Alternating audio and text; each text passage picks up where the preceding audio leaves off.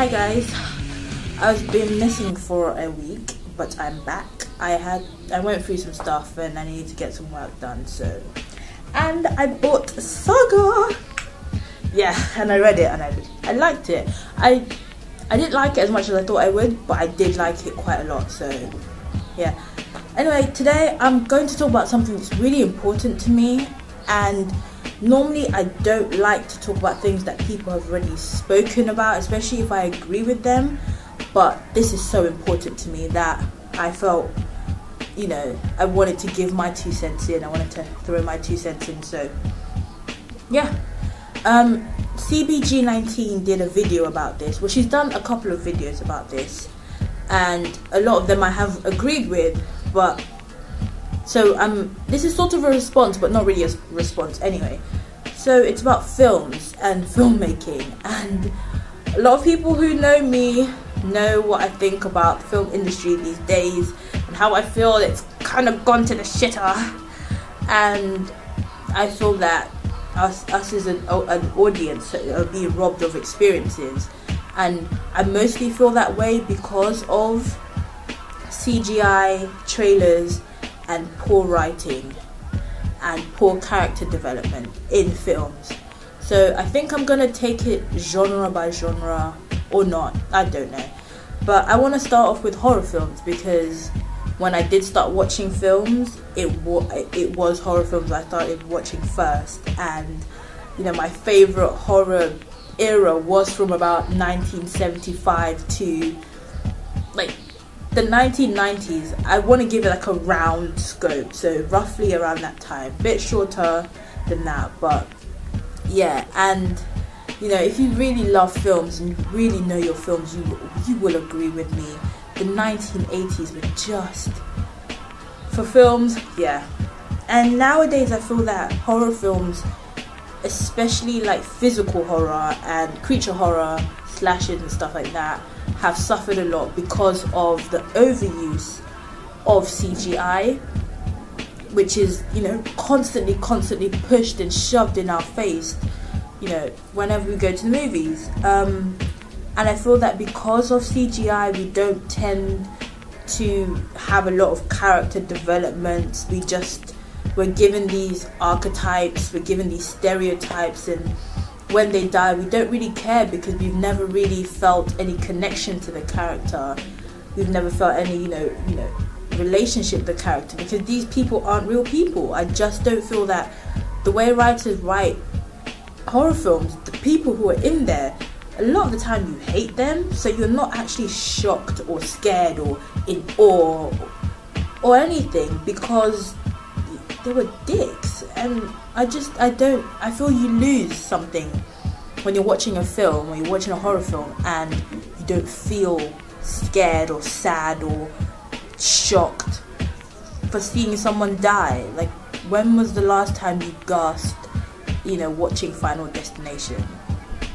Or watching, if you remember the last movie you gasped and actually felt something for when a character died, put it below, because the last film for me, or the last year, was about the noughties. I'd say 2003, I'd say.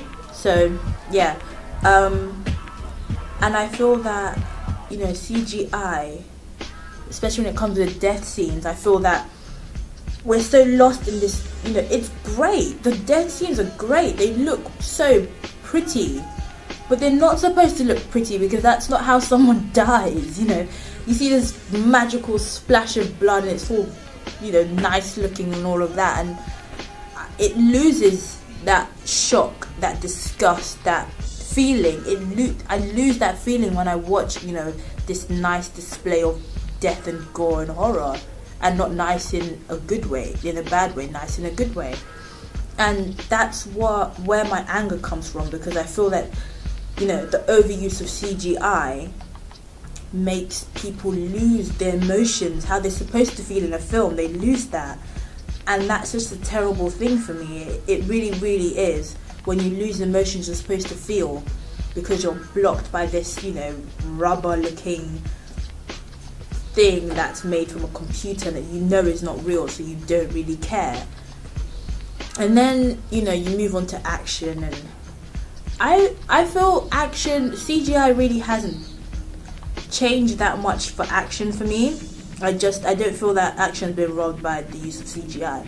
But where I do feel that action has gone down, has suffered, is in the use of, you know, hyping the audience up by using trailers.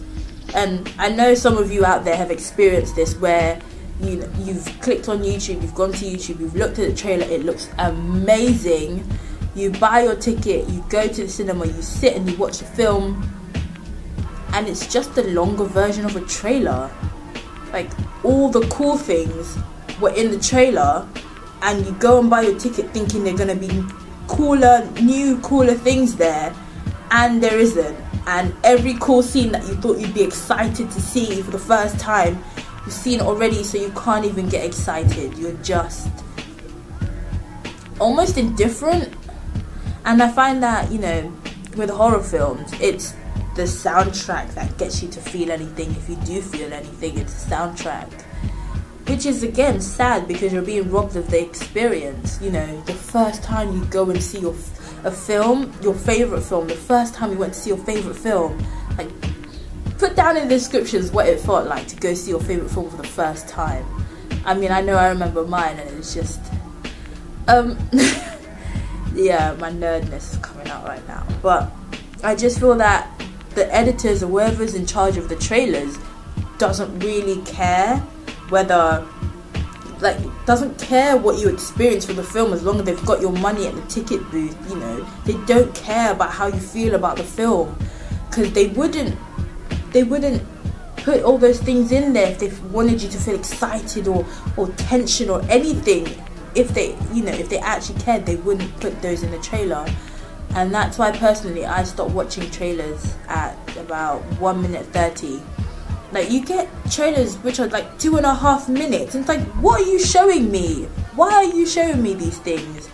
And, you know, I personally don't watch a film if I've watched the trailer for more than 2 minutes. I won't watch the film because I don't feel I need to anymore.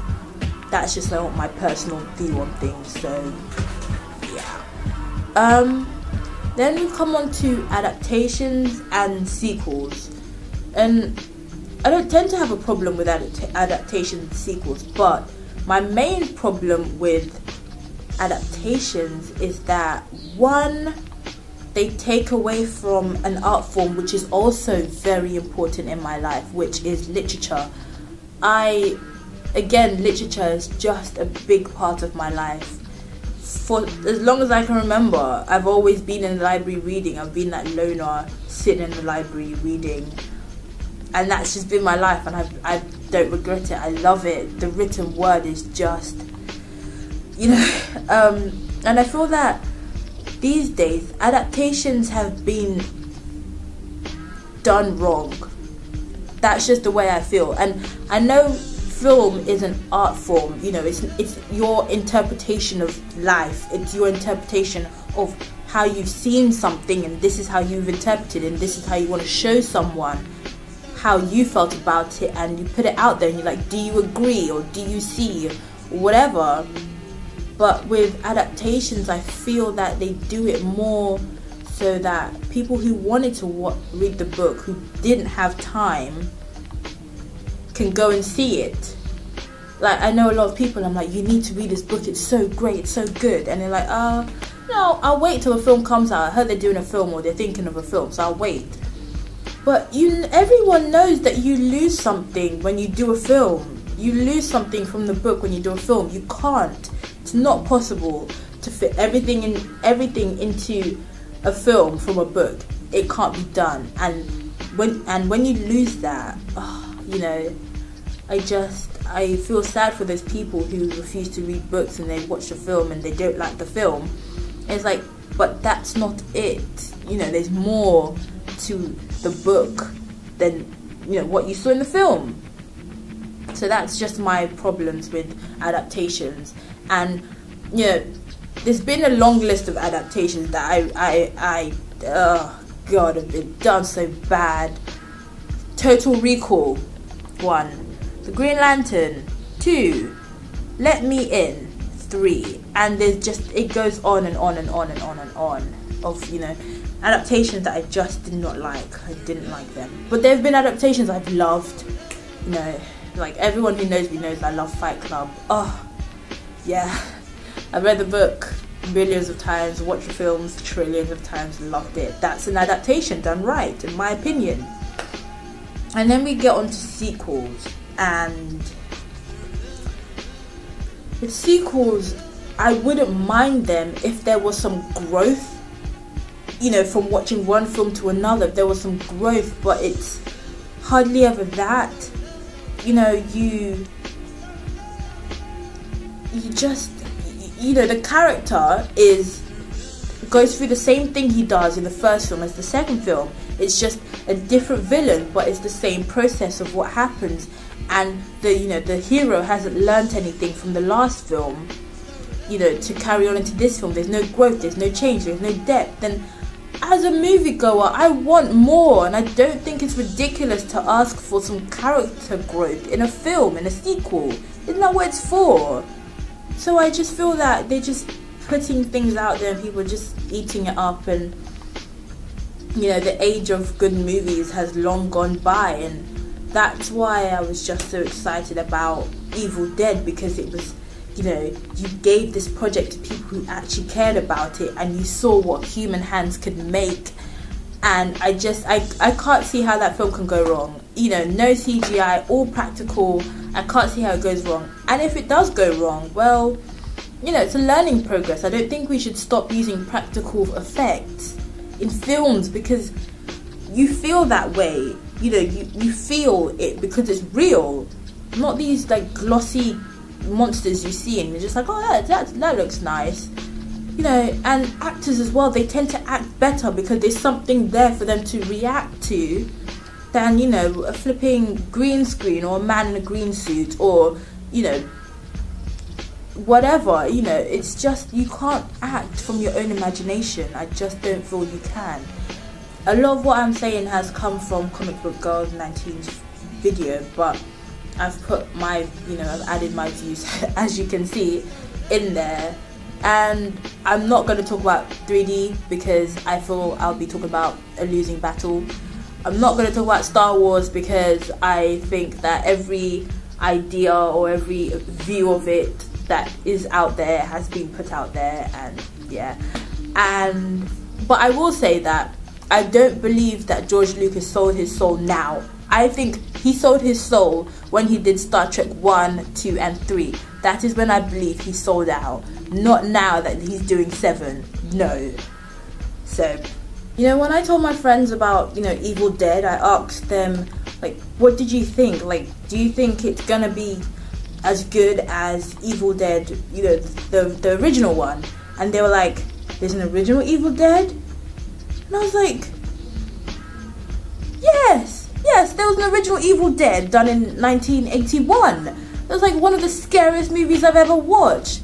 I was like, how do you not know that there's an original Evil Dead out there? And same thing with Fright Night. Like, people think that the 2010 make of Fright Night was, you know, the best vampire movie out there after Twilight. And I was like, are you serious? Have you people not watched the original Fright Night, which I loved and is like one of my top 5 favorite movies? Like, people, what the hell? You know, I just get so frustrated when I try and like talk to people about films that they should know and they should prefer to this new age dribble, and they don't know about it, and it, you know, it does get me a bit frustrated. Like, if you agree, put it down there. I'd really like to know what you think. And maybe I'm just being over passionate, but I love films, I love books, I love comic books. If you guys haven't if you guys are interested in comics, check out Saga. It's actually quite good.